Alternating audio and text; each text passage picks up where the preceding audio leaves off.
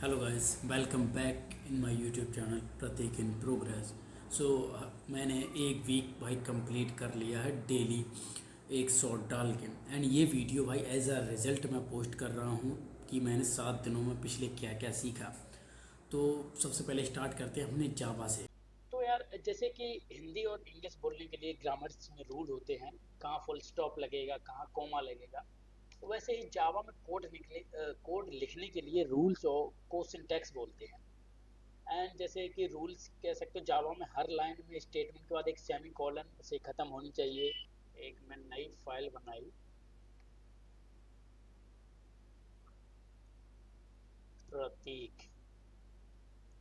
तो ये आ गया हमारा, ये हमारी क्लास है। एंड ये आपने देखा कि जो हमारी क्लास का नेम है वही हमारी फाइल का नेम है, ये ठीक। एंड इसके बाद हम पब्लिक स्टैटिक वॉइड में, ये आपके सिंटैक्स है पूरा कि कैसे लिखते हैं। System out dot print ln, इस लाइन से हम कोई भी चीज़ को प्रिंट कराते हैं। क्या हमें प्रिंट कराना, स्ट्रिंग ऑब्जेक्ट इंटीजर वट। अपने दूसरे टॉपिक पे आते हैं जो कि हमारा ऊप्स प्रिंसिपल। तो यार OOPs stand for object oriented programming system. तो इसको एक एग्जांपल के तौर पे समझते हैं। जैसे कि हमारी कार है, सबसे पहले हम उसका ढांचा तैयार करेंगे, देन इसके बाद हम उसके अंदर का प्रोसेस जो भी इंजन है वगैरह है, इन चीज़ों को डाल के प्रॉपर एक कार बनाएं। तीसरा आपका आ जाता है क्लासेस एंड ऑब्जेक्ट। एंड ये आप ऊप्स में बहुत जरूरी हिस्सा है। कह सकते हो कि क्लास एक ब्लू प्रिंट है ऑब्जेक्ट ओरिएंटेड प्रोग्रामिंग का। ऑब्जेक्ट को आप ये कह सकते हो कि यहाँ पे मेमोरी होती है जो कि आपके डेटा को एक्सेस करके आपको देता है। तो अब इसको एक क्लासेस एंड ऑब्जेक्ट को एक एग्जांपल के तौर पे समझ सकते हैं कि आपके पास एक मोबाइल फ़ोन है, ये आपकी क्लास है। एंड वो मोबाइल फ़ोन किस कंपनी का है, आई मीन आईफोन है, सैमसंग है, वीवो है, ओप्पो है। तो ये आपकी ऑब्जेक्ट हो गई आपके। अपने नेक्स्ट टॉपिक पे बढ़ते हैं जो कि है कंस्ट्रक्टर। इसको आप एक मेथड ही बोल सकते हैं, बट जो आपकी क्लास मेन क्लास का नेम होगा और जो आपकी फाइल का नेम होगा उसी नाम से आप बनाते हैं। इन कुछ चीज़ों को आपको अगर ऑब्जेक्ट नहीं बनाना है तो आप एक एक ऐसा स्पेशल मेथड बना सकते हैं जिसके ज़रिए आप अपने डेटा को एक्सेस कर सकते हैं। जैसे ही आप इसको बनाएंगे एंड आपका डेटा ऑटोमेटिकली कॉल हो जाएगा विदाउट एनी ऑब्जेक्ट। इनहेरिटेंस को एक एग्जांपल के साथ समझते हैं। जैसे कि एक क्लास के प्रॉपर्टीज़ को दूसरी क्लास में लेना है, जिससे आप ले रहे हैं वो आपकी पेरेंट क्लास होती है, और जिससे जिससे आपने लिया है वो आपकी पेरेंट क्लास, एंड जिसने लिया है वो आपकी चाइल्ड क्लास। अपने पॉलीमॉर्फिज्म पे ये क्या होता है कि one method and many form, मतलब एक एक्शन के साथ एक मेथड के साथ आप डिफरेंट डिफरेंट एक्शन परफॉर्म कर सकते हैं। नेक्स्ट सेगमेंट था पाइथन का, A I M L learning का। तो मोस्ट इम्पॉर्टेंट आता है पाइथन रिफ्रेशर।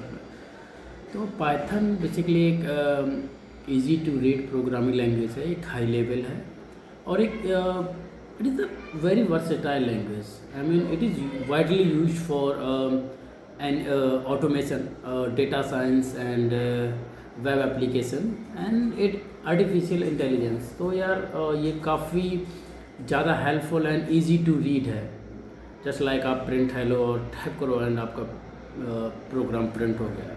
एंड इसके बाद हम लोगों का टॉपिक आता है दूसरा, पैंडा बेसिक, नम्पी एंड ये these are the library, so you can say. And third आपका आता है ईडीए एंड फोर्थ आपका है डेटा क्लीनिंग। इसके बाद matplotlib visualisation and last आता है फीचर इंजीनियरिंग।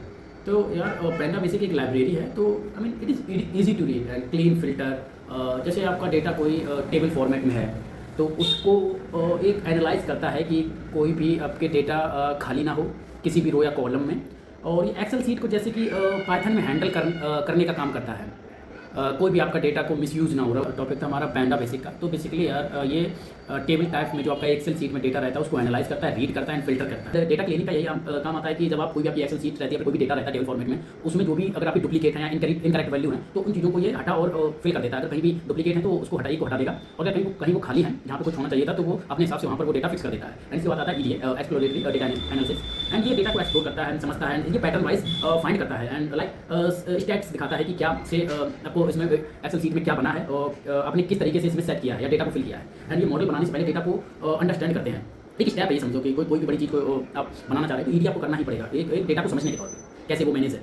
एंड इसके बाद आता है आपका मैट प्लॉट लेब विजुलाइजेशन। सो ये आपका एक लाइब्रेरी है जो कि आपको बार बनाने में हेल्प करता है। बार चार्ट, ये सारे चार्ट बनाने में यूज़ होता है, जैसे bar chart, pie chart, table chart, यही सब। एंड इसके बाद फीचर इंजीनियरिंग, ये थोड़ा इंपॉर्टेंट है क्योंकि यार रॉ डेटा जो होता है आपकी एक्सेल शीट में, ये इसको क्रिएट करना है यूजफुल वे में, इसको दर्शाता है, लाइक इनकोडिंग, स्केलिंग और इंटरेक्शन एनालिसिस। एंड ये मॉडल की एक्यूरेसी को इंप्रूव करने की सबसे इंपॉर्टेंट स्टेप्स है। तो भाई ये 7 टॉपिक थे जो कि 7 डेज में मैंने कवर किए। बस भाई कुछ मिस हो गया वो तो आगे बढ़ेंगे। ये 7 टॉपिक कंप्लीट हो चुके हैं, जावा के कंप्लीट हो चुके हैं। अब अपना थर्ड सेगमेंट बचता है जो कि है अपना जेपी, तो उसके बारे में चलो बात करते हैं। तो थर्ड सेगमेंट पे आते हैं।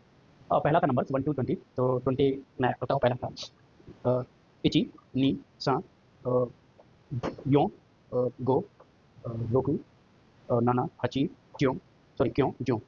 अब इसके बाद आता है जियो इची, जियो नी, जियो सा, जियो सा, जियो, जियो, जियो, जियो या, जियो यो, जियो गो, जियो रोकू, जियो नाना, जियो हाची, जियो क्यों। और अब इसके बाद 20 आता है नी ज्यो। एंड इसके बाद आगे नेक्स्ट यही हो जाएगा कि न्यू ज्यो इची 21, न्यू ज्यो नी 22, न्यू ज्यो सा 23, न्यू ज्यो यो 24, न्यू ज्यो गो 25, न्यू ज्यो रोकू 26, न्यू ज्यो नाना 27, न्यू ज्यो हाची 28, न्यू ज्यो क्यों 29, और 30 को पढ़ेंगे न्यू ज्यो यों। सो अभी तक 30 तक है, तो इसके आगे बस सेम मुझे रिपीट करते जाना है। एंड उसके बाद मुझे अल्फ़ाबेट में कुछ चीज़ें थी बताओ। 3-4 लाइनें ही मैं लिख पाया हूँ और वो भी मैं लिख के बताऊँगा। तो जो भी गलती मुझे बताना। एंड इसके बाद कुछ मैंने ग्रीटिंग सीखे थे, जैसे हाजी नमस्ते, कोनिचिवा, हेलो, और भी थी सायोनारा, गुड बाय, अरिगातो गोजाइमास, गुड मॉर्निंग, और गोमेनासाई, आई एम सॉरी। एंड इसके बाद कुछ इंट्रो थे, वतासी व प्रतीक, तो मेरा नाम प्रतीक है। कुछ वर्ड थे इंजीनियर को इंजीनियर, सेंसाई एक टीचर के रूप में, या फिर कोई बड़ा हो उसे नाम करने के लिए कहते हैं सेंसाई। एंड कुछ इंडिया को जैसे इंडो बोलते हैं। एंड कोरिया को कोरी काकू काकू, ऐसे कुछ। चाइनीज़ को चाइना को बोलते हैं चुगोगोकू चुगोगोकू। एंड इसके बाद अगर मैं इंडियन हूँ तो वो लोग कहेंगे सुसीनवा इंडोजिनस। आई थिंक सुसीनवा आपको ये बताता है कि आप कहाँ से हो। जैसे कि मैं न्यू दिल्ली से, तो मैं बताऊँगा सुसीनवा न्यू दिल्ली से। तो ये कुछ वर्ड्स हैं जो मैंने अभी तक सीख पाए हैं। एंड इसके बाद अल्फ़ाबेट में मैंने आ ई, आ आई, उ ए ओ, का का ची कु, के को, सा सी, सु से सो, ता ची सु, सु ते तो, ना नी नु ने नो, हा। यही जो 5-6 लाइनें हैं जो अभी तक मैं सीख पाया हूँ, तो आइए उनको लिखते हैं और देखते हैं।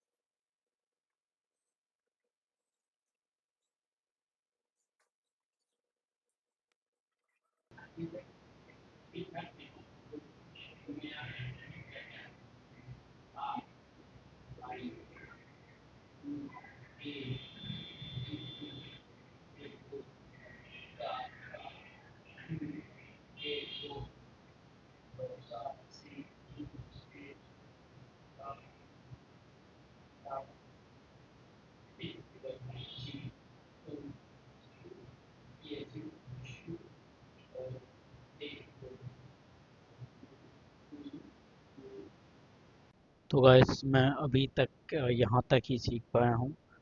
तो भाई मिलते हैं नेक्स्ट वीक के संडे को। एंड आई होप मैं इससे और अच्छा करूँगा।